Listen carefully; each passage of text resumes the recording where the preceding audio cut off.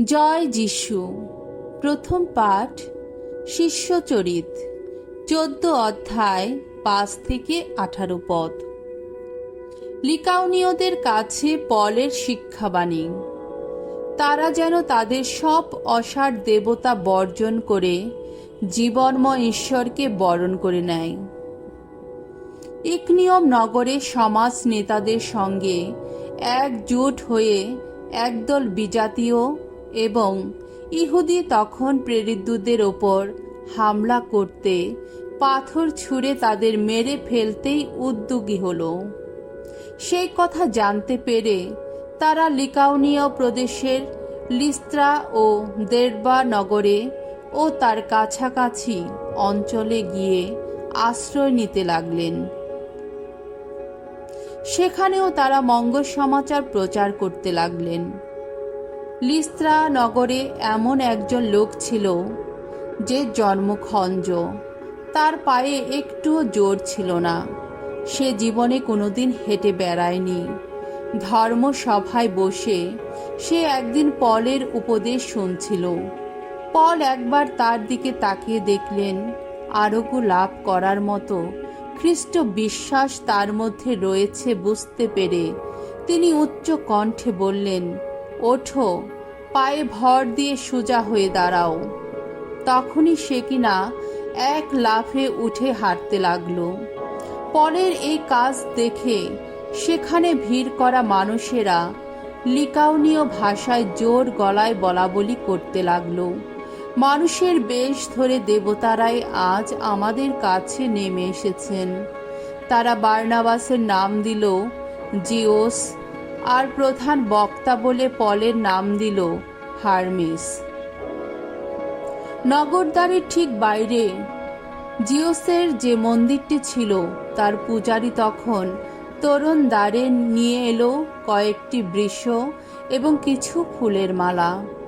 তার ইচ্ছা ছিল সে এবং সমবেত লোকেরা একসঙ্গে মিলে এই বৃক্ষগুলিকে বলি দেবে। কিন্তু প্রেরিতদূত বারনাবাস ও পল এই কথা শুনে প্রতিবাদের ভঙ্গিতে নিজেদের পোশাকটা একবার ছিঁড়ে দিলেন এবং জনতার মধ্যে ছুটে গিয়ে চিৎকার করে বললেন, এ তোমরা কি করছো? আমরাও তো মানুষ, তোমাদের মতোই রক্ত মাংসের মানুষ। শোনো, তোমাদের কাছে আমরা এসেছি এই মঙ্গলবাণী শোনাতে। তোমরা ওই সব অসার বস্তু বর্জন করে অন্তর থেকে বরণ করে নাও সেই জীবনময় ঈশ্বরকে, যিনি আকাশ, পৃথিবী ও সমুদ্র এবং এই আকাশ, পৃথিবী ও সমুদ্রের মধ্যে যা কিছু রয়েছে সমস্তই সৃষ্টি করেছেন। অতীতকালে যুগে যুগে তিনি সমস্ত জাতিকে আপন আপন পথে চলতে দিয়েছিলেন। অবশ্য তিনি যে তখন নিজের অস্তিত্বের কোনো প্রমাণ দেননি তা নয়, তিনি তো নানা মঙ্গলময় কাজই করে এসেছেন।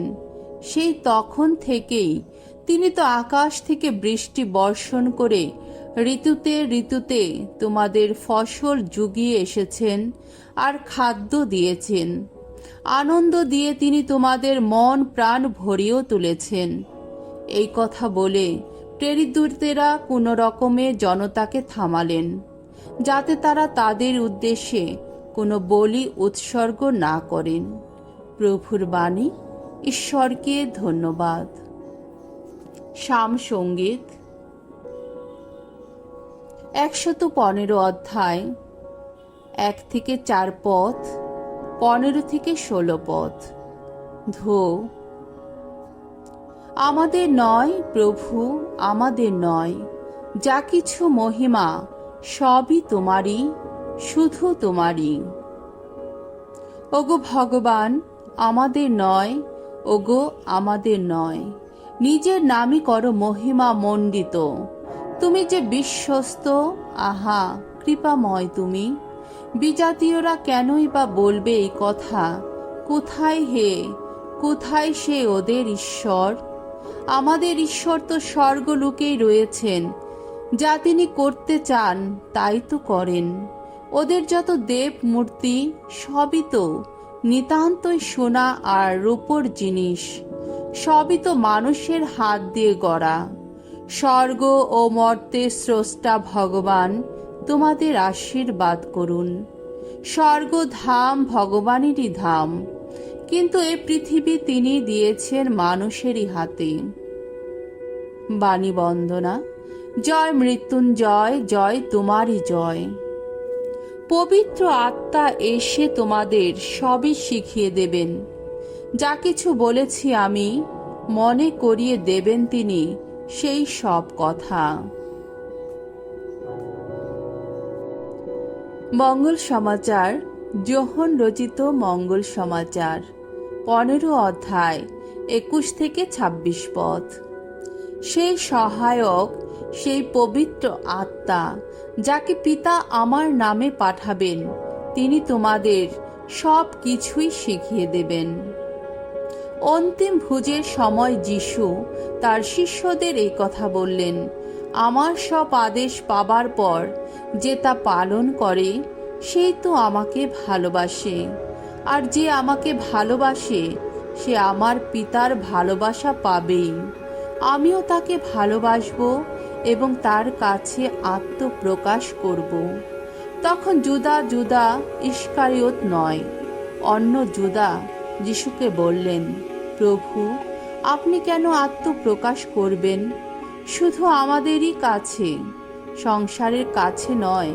যিশু উত্তর দিলেন, কে আমাকে সত্যি ভালোবাসে, সে আমার বাণী মেনে চলবে। তাহলে আমার পিতা তাকে ভালোবাসবেন এবং আমার পিতা ও আমি তার কাছে আসব ও তার সঙ্গেই বাস করব। যে আমাকে ভালোবাসে না, সে আমার বাণী মেনেও চলে না। আর একটি কথা, তোমরা এই যে বাণী এখন শুনছ, তা আমার নিজের বাণী নয়, বরং আমার পিতা যিনি আমাকে পাঠিয়েছেন তারই বাণী। তোমাদের সঙ্গে থাকতে থাকতেই আমি তোমাদেরই এই সব কথা বললাম।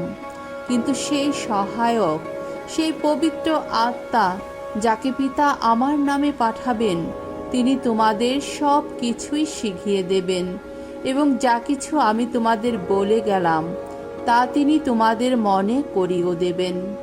প্রভুর মঙ্গলময় বাণী। খ্রিস্টপ্রভু তোমার প্রশংসা হোক।